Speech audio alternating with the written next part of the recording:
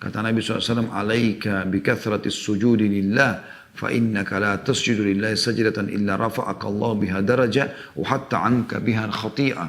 Wa hatta anka biha khati'ah. Perbanyaklah olehmu sujud. Ya, karena Allah SWT, karena engkau tidak sujud satu kali untuk Allah, melainkan Allah akan mengangkat bagimu satu derajat dan menghapus satu kesalahan darimu. Ya, jadi jelas sekali bagaimana sujud pun seperti itu.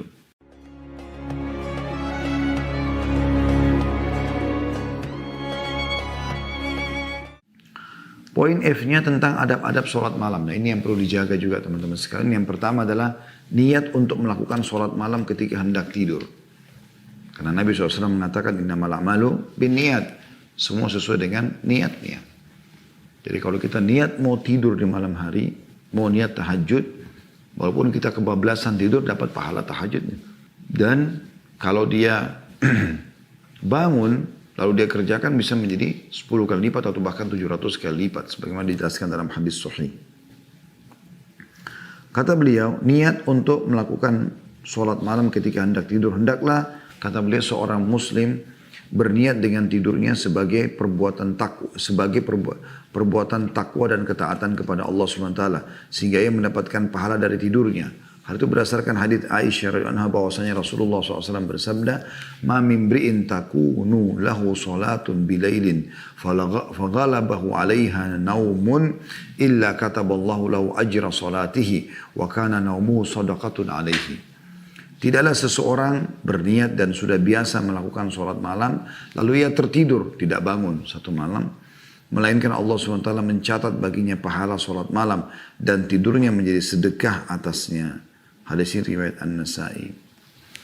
Juga diriwayatkan dari Abu Darda radhiyallahu anhu bahwasanya Nabi SAW bersabda, ya, beliau mengatakan barang siapa yang mendatangi tempat tidurnya dan ia berniat untuk bangun sholat malam, lalu kedua matanya mengalahkannya, maksudnya dia tertidur, tidak bangun, hingga subuh, maka dicatatlah apa yang telah ia niatkan dan tidurnya menjadi sedekah baginya dari Robnya. Hadis ini diriwayatkan oleh An-Nasai. Itu adab yang pertama ya. Jadi niatkan pada saat mau tidur malam supaya tidur kita jadi ibadah juga, dan insya Allah Allah juga mudahkan kita bangun sholat malam. Diniatkan tidur untuk sholat malam. Maksudnya kita niat nanti saya kuatkan diri supaya nanti sholat malam saya bisa saya kerjakan. Yang kedua, mengusap wajah ketika bangun tidur, berzikir kepada Allah SWT dan menggosok gigi dengan siwak seraya mengucapkan La ilaha illallah wahdahu la syarikalah. Tidak ada Tuhan yang berhak disembah kecuali Dia dan tidak ada sekutu bersamanya. Lahul mulku, miliknya lah semua kerajaan. Walahul hamdu, dan miliknya segala puji-pujian. Wa huwa ala kulli syai'in qadir, dan Dia mampu mengerjakan apa yang Dia inginkan. Subhanallah, maha suci Allah. Walhamdulillah, segala puji bagi Allah. Wala ilaha illallah, dan tidak ada Tuhan yang berhak disembah kecuali Allah. Wallahu akbar, dan Allah maha besar. Wala hawla wala quwata illa billahil aliyil azim. Tidak ada daya dan kekuatan kecuali dari Allah yang maha tinggi dan maha agung. Rabbighfirli, ya Allah ampunilah dosa-dosaku. Jadi penggabungan antara tiga zikir ya. La ilaha illallah wahdahu la syarika lah, lahul mulku wal hamdu wa huwa ala kulli syai'in qadir. Ini umumnya orang Islam hafal. Ditambah dengan zikir kedua, subhanallah walhamdulillah wa la ilaha illallah Allahu akbar. Tambah zikir ketiga, wala haula wala quwata illa billahil aliyil azim. Ini zikir tiga sudah kita tahu semuanya umumnya. Kemudian ditambah, tinggal tambah doa sedikit, Rabbighfirli, ya Allah ampunilah aku. Berdasarkan hadits Ubadah bin Samit radhiyallahu anhu bahwasanya Nabi SAW bersabda, barang siapa yang bangun di malam hari, lalu yang mengucapkan tadi zikir itu ya, maka kalau dia berdoa akan diterima doanya, dan kalau dia berdoa maka akan dikabulkan doanya. Dan dari hadits Ibnu Abbas radhiyallahu anhu, ia berkata Rasulullah SAW bangun lalu mengusap bekas tidur dari wajahnya dengan tangannya, kemudian membaca 10 ayat terakhir surah Al-Imran. Ini diriwayatkan oleh Imam Bukhari. Juga dari Hudzaifah radhiyallahu anhu, beliau berkata, Nabi SAW ketika bangun di malam hari, beliau menggosok kedua bibirnya dengan siwak, maksudnya membersihkan giginya. Ya. Ini juga diriwayatkan oleh Muslim. Ya, riwayat Bukhari Muslim ya. Dan beliau pun sallallahu alaihi wasallam membaca zikir-zikir yang lain yang biasa dibaca ketika bangun tidur. Kemudian beliau berwudu sebagaimana yang Allah SWT perintahkan. Ini diriwayatkan atau disebutkan oleh Syekh Qahtan sendiri juga dalam buku beliau yang lain, Hisnul Muslim.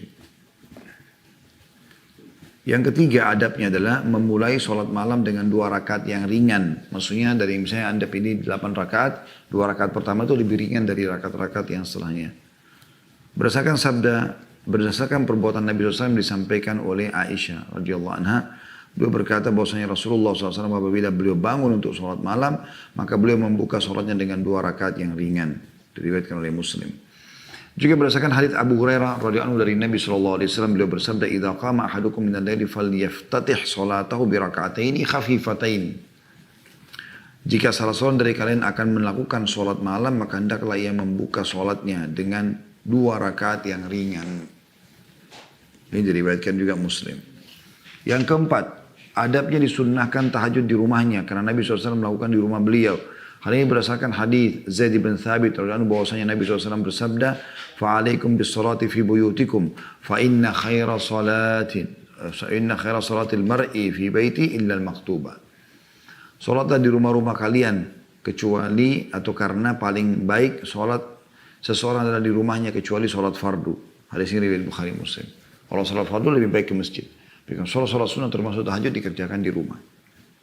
Yang kelima, mendawamkan sholat malam dan tidak menghentikannya, maksudnya merutinkannya. Terus saja dia kerjakan. Gitu kan.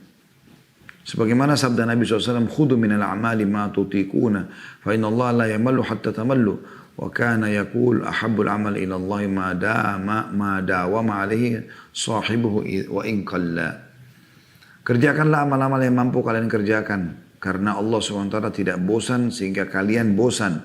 Dan beliau pun SAW mengatakan amal yang paling dicintai Allah adalah amal yang didawamkan, yang rutin dijaga oleh pelakunya sekalipun amal itu sedikit. Hadis ini riwayat Bukhari Muslim.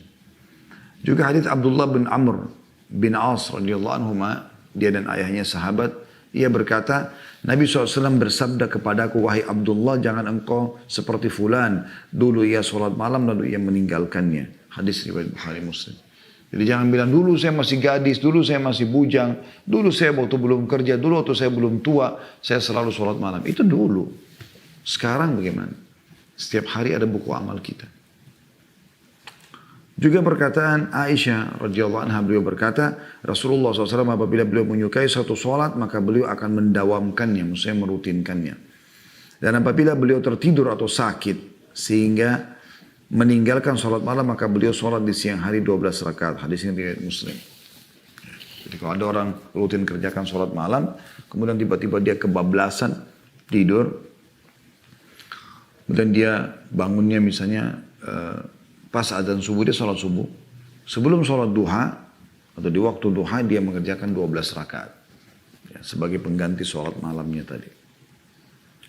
Juga hadis Umar bin Khattab radhiyallahu anhu yang mengatakan bahwa Rasulullah SAW bersabda, "Man nama an hizbihi aw an syai'in minhu faqara'ahu fi ma baina salatil fajri wa salatil dhuhri kutiba lahu ka'annama qara'ahu minal lail."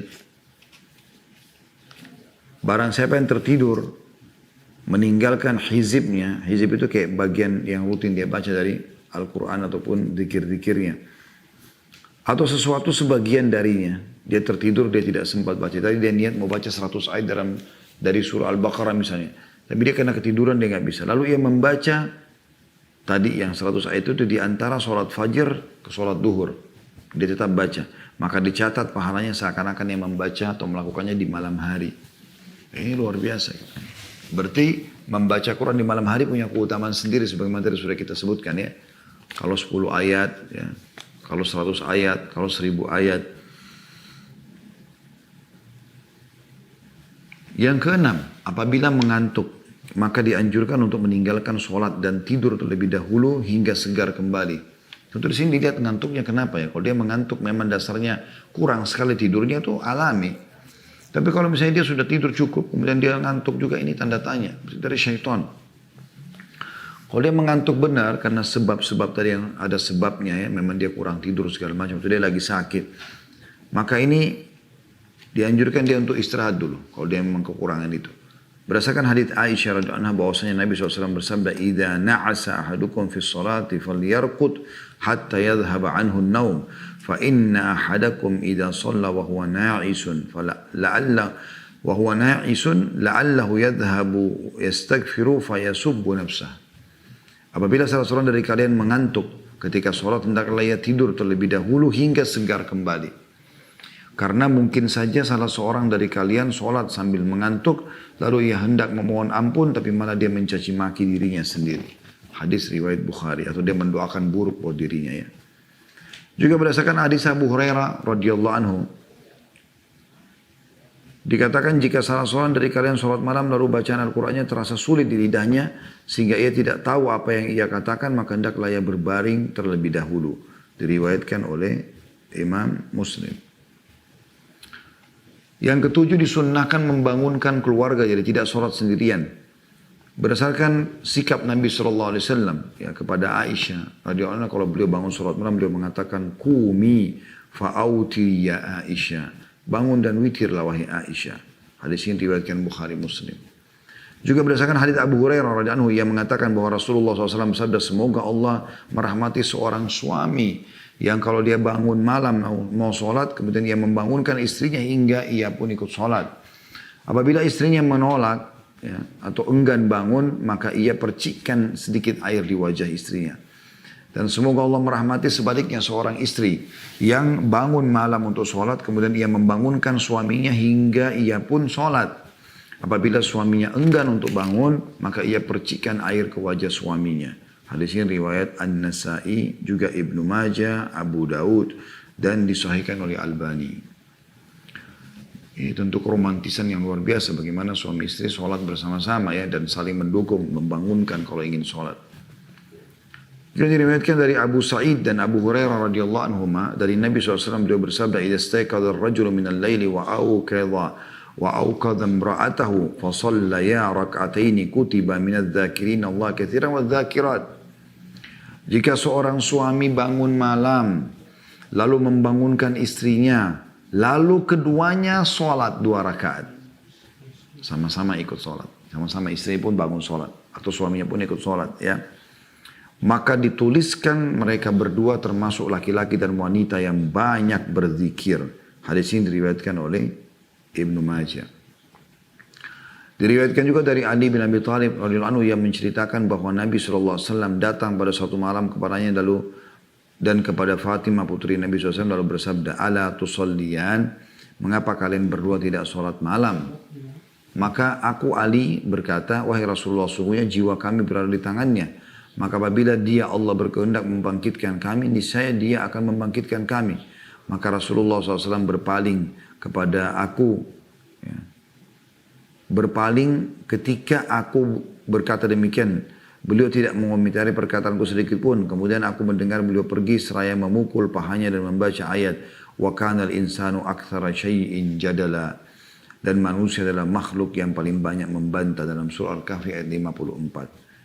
Ibnu Battal rahimahullah berkata, hadis di atas menunjukkan keutamaan sholat malam dan membangunkan keluarga serta kerabat yang masih tidur untuk melakukannya. At-Tabari juga berkata, seandainya Nabi SAW tidak mengetahui besarnya keutamaan sholat malam, tentu beliau tidak akan mengagetkan putri dan misannya atau suaminya ya, atau anak mantunya. Dan hal itu beliau lakukan di saat yang Allah SWT jadikan bagi makhluknya sebagai waktu istirahat. Akan tapi beliau memilih bagi keduanya untuk memelihara keutamaan sholat malam ya, daripada istirahat dan ketenangan. Hal itu beliau lakukan dalam rangka menunaikan firman Allah SWT dalam surah Thaha ayat 132. A'udzu billahi minasyaitonir rajim. Wa'mur ahlaka bis salati wastabir 'alaiha la nas'aluka rizqa nahnu narzuquk wal akibatu littaqwa. Ya, yang artinya perintahkanlah kepada keluargamu mendirikan sholat dan bersabarlah kamu dalam mengerjakannya.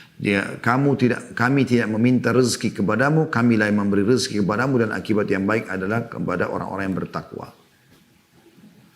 Ini teman-teman sekalian juga pernah terjadi pada Umar bin Khattab radhiyallahu anhu. Beliau kalau bangun malam beliau sholat, dan kalau sudah menjelang waktu subuh beliau membangunkan istrinya dan anaknya sambil membaca ayat tadi.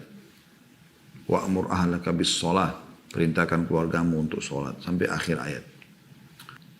Diriwayatkan juga dari Ummu Salamah radhiyallahu anha, ia berkata, istri Nabi SAW ya, di suatu malam tiba-tiba Rasulullah SAW terbangun, lalu beliau bersabda, Maha suci Allah, apa yang telah Allah SWT turunkan berupa pembendaraan pada malam ini?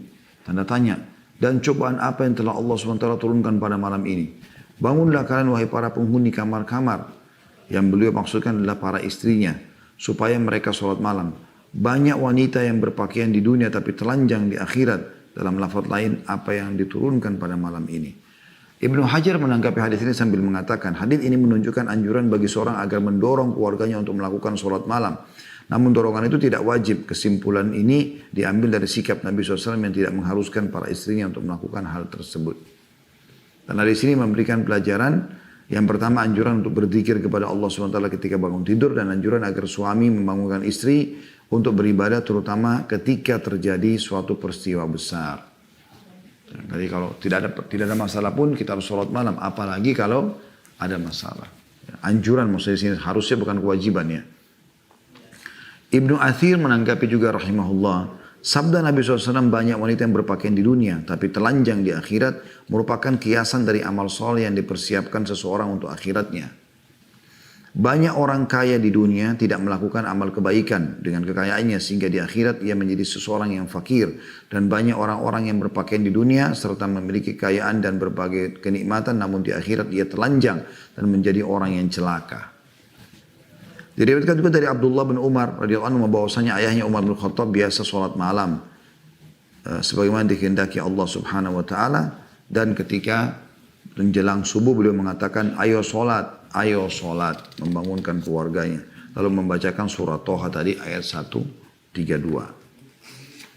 Adab yang ke-8 setelah yang ke-7 dari membangunkan keluarga adalah seseorang yang tahajud hendaklah membaca 1 juz dari Al-Quran atau lebih, boleh juga kurang dari itu, sesuai dengan kemampuannya, dan lakukanlah dengan merenungi apa yang dibaca.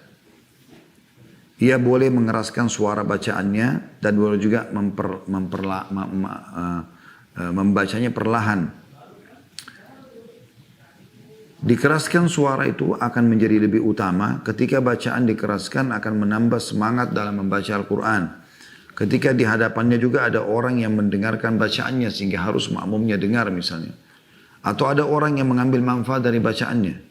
Dan dibaca lebih perlahan, itu lebih utama. Ketika di dekatnya ada orang lain yang sedang tahajud supaya tidak mengganggu. Dan ketika ada orang yang terganggu dengan bacaannya yang keras. Jika tidak ada hal-hal di atas tersebut, kata beliau, maka lakukanlah sekehendaknya apabila dikeraskan atau diperlahankan.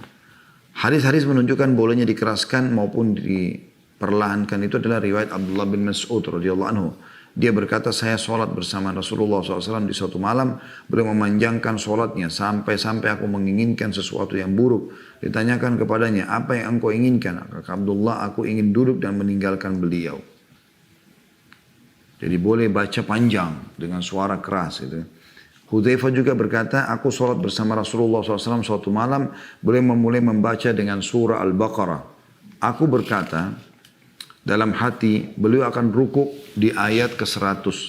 Tapi beliau melanjutkannya dan aku berkata dalam hati beliau akan sholat dengan membaca surah Al-Baqarah dalam 1 rakaat. Tapi beliau melanjutkannya sehingga aku berkata dalam hati beliau akan rukuk setelah membaca 1 surah Al-Baqarah. Kemudian setelah selesai membaca Al-Baqarah beliau memulai dengan surah Al-Imran. Beliau membacanya sampai selesai. Kemudian beliau memulai dengan surah An-Nisa. Kemudian beliau membacanya sehingga selesai. Beliau membacanya dengan tenang, tidak tergesa-gesa. Ketika melewati ayat tasbih, beliau pun membaca tasbih. Ketika melewati ayat permohonan, beliau memohon permohonan. Dan ketika melewati ayat perlindungan, maka beliau melakukan atau memohon perlindungan. Ya, jadi ini kita lihat bagaimana Nabi SAW membaca yang panjang dengan suara keras. Juga beliau membaca dengan suara yang lirih ya. Dalilnya cukup banyak sekali di sini yang diangkat. Ya saya tidak bacakan semua insya Allah karena melihat waktunya ya. Pernah juga Nabi SAW melewati rumah Abu Bakar dan Umar. Dan beliau menemukan Abu Bakar suaranya kecil sekali dan menemukan Umar suaranya keras. Selepas salat subuh Nabi SAW tanya Abu Bakar, kenapa semalam kau baca dengan suara yang diri sekali, kecil sekali? Kata Abu Bakar, ya Rasulullah, saya tahu siapa yang saya munajati. Saya Allah SWT, walaupun suara kecil.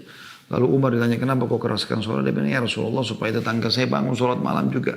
Bukan ingin riya, tapi membangunkan orang sholat malam.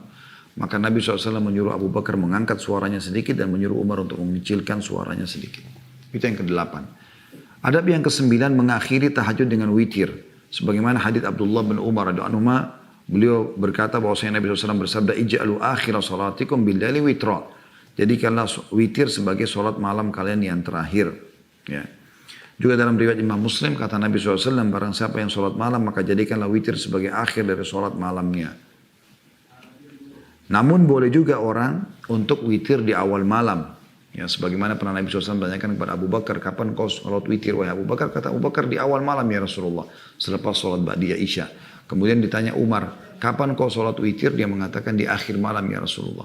Nabi SAW menunjuk Abu Bakar sambil mengatakan orang ini mengambil agamanya dengan kehati-hatian. Ditunjuk Umar, orang ini mengambil agamanya dengan ketegasan. Ya. Jadi kalau anda sudah witir sebelum tidur, berarti anda tidak perlu witir lagi nanti di akhir malam. Karena kata Nabi SAW dalam sebuah hadis yang lain, la witraini fi lailah. Tidak ada dua witir dalam satu malam. Yang ke-10, kata beliau adabnya adalah niat yang lurus dan memohon pahala kepada Allah SWT atas tidur dan sholat malamnya sehingga setiap keadaannya baik tidur maupun sholatnya bernilai pahala. Ini mirip dengan poin yang sebelumnya ya. Ya, kurang lebih seperti itu dan dalilnya pun ada miripnya ya. Mu'adz berkata dan juga Abu Musa al-Asy'ari radhiyallahu anhuma pernah saling mengingatkan tentang amal soleh. Mu'adz bertanya, wahai Abdullah, ya, maksudnya Abu Musa al-Asy'ari, bagaimana engkau membaca Al-Quran? Abu Musa mengatakan, aku membaca dengan tawakuf, ya, tafawuk, ya, tafawuk. Dan ini tafawuk adalah membacanya siang dan malam sedikit demi sedikit, waktu demi waktu, tidak sekaligus dalam satu kesempatan. Abu Musa mengatakan aku baca dengan tafawuk. Ya. Abu Musa balik bertanya, engkau sendiri bagaimana membaca Al-Quran wahai Mu'adz? Mu'adz mengatakan aku tidur di awal malam, lalu aku bangun setelah aku tunaikan bagianku dari tidur. Lalu aku membaca Al-Quran dalam sholatku, sebagaimana yang Allah SWT tetapkan bagiku. Aku menjadikan pahala dari tidurku, sebagaimana aku mengharapkan pahala dari bangunku. Dalam riwayat lain juga Mu'adz berkata kepada Abu Musa, bagaimana engkau membaca Al-Quran? Abu Musa mengatakan, aku membacanya sambil berdiri, duduk dan di atas kendaraan.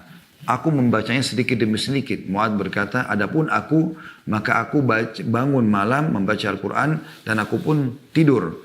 Aku mengharapkan pahala dari tidurku sebagaimana aku mengharapkan pahala dari bangunku. Ibnu Hajar berkata rahimahullah, maksudnya adalah Mu'adz mengharapkan pahala ketika istirahatnya sebagaimana mengharapkan pahala dari keadaan kelelahan dalam ibadah.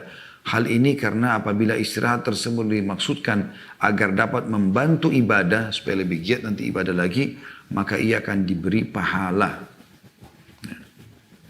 Kemudian Syekh Qahtan sendiri mengatakan dalam buku ini, aku berkata, aku mendengarkan Imam Abdul Aziz bin Abdullah bin Bas rahimahullah, salah satu mufti dan ulama Saudi. Riwayat ini menunjukkan indahnya kehidupan para sahabat dan semangat mereka dalam ibadah. Mereka selalu mengharapkan pahala dalam segala hal, termasuk pahala dari tidur dan jaga mereka. Seorang muslim dianjurkan untuk mengatur waktu dan kegiatannya, kapan untuk membaca Al-Quran, kapan untuk urusan-urusan lainnya, dan kapan untuk keluarganya. Yang ke-11 adabnya dianjurkan agar lama pada saat sedang berdiri, ya, baca ayat-ayat yang lama. Begitu juga lama pada saat sujud, pada saat ruku, ya. Sebagaimana sabda Nabi SAW, afdalus salati tulul kunut. Salat yang paling afdal adalah salat yang lama berdirinya. Hadis ini riwayat Muslim, ya. Begitu juga tentang sujudnya, kata Nabi SAW, alaika bikathratis sujudi lillah, fa innaka la tasjudu lillahi sajdatan illa rafa'aka Allah biha daraja wa hatta 'anka biha khati'ah wa hatta 'anka biha khati'ah. Perbanyaklah olehmu sujud, ya, karena Allah SWT sebab engkau tidak sujud satu kali untuk Allah, melainkan Allah akan mengangkat bagimu satu derajat dan menghapus satu kesalahan darimu. Ya, jadi jelas sekali bagaimana sujud pun seperti itu. Dan juga Nabi SAW memerintahkan agar memperlama ruku, ya, dengan mengajarkan berbagai macam bacaan-bacaan ruku kepada para sahabat. Ya, dan Nabi SAW mengatakan seburuk-buruk pencuri yang mencuri dalam sholatnya. Maka kata para sahabat, ya Rasulullah, bagaimana dengan orang mencuri dalam sholat? Kata Nabi SAW, dia tidak memberikan hak ruku dan sujudnya. Maksudnya terlalu terburu-buru dalam ruku dan sujudnya. Dan di sini banyak sekali tentunya dalil-dalil yang diangkat oleh beliau berhubungan dengan masalah itu, tapi saya cukupkan insya Allah karena yang kita ingin ditimpulkan adalah poin-poin masalah adabnya itu. Dan alhamdulillah dengan begini kurang lebih 60 lembar dari buku ini secara garis besarnya sekitar 90-90% sudah kita bacakan insya Allah, dan mudah-mudahan teman-teman bisa mengambil manfaat. Bagi yang berminat untuk mendalami lebih dalam dan membaca langsung bisa memiliki bukunya tentunya.